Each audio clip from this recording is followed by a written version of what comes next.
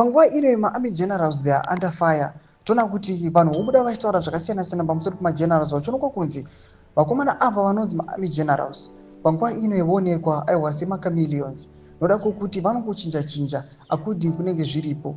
At some point vanokonzesa mass suffering kumacitizens zvakaonekwa aiwa munguva ya2018, and at some point vanoonekwa as if vanouya vachirestore order sezvakamboitika muna 2017. Sana peta masvika mudanyorwa panapa tiri kuona kuti aiwa magenerals upinzwa ma100 wasubscribe like on the bell icon.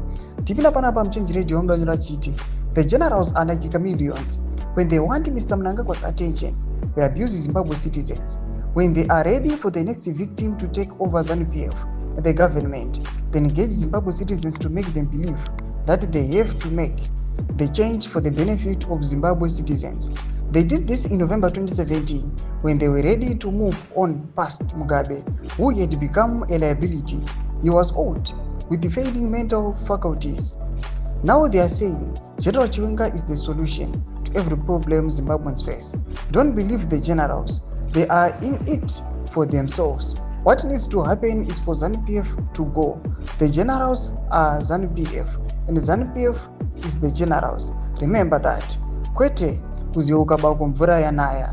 Musazoti hatina kuyambirwa. Ndo masvika mudanyorwa panapa chinzi #ZANU-PF must go. Panapa munhu ari kuanalyze achiti aiwa these generals vatori vanhu ve the ruling party ZANU-PF by heart, and you cannot avoid that. Zvinhu zvamuri kuona vega achiti aiwa mukaona panapa mukava involved mune maissues avo muchamuvasapota kuti aiwa ngativasapotei kuti vaappointe mumwe munhu kana ngativasapotei vakonzese mapower transitions. Vanongoti aiwa zvangofanana doko zvamboitika muna 2017 and now we are also suffering.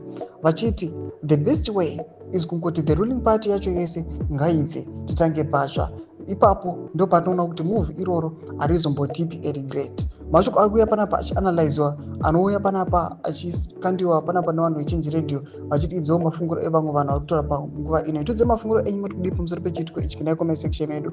So subscribe or like, turn on the bell icon.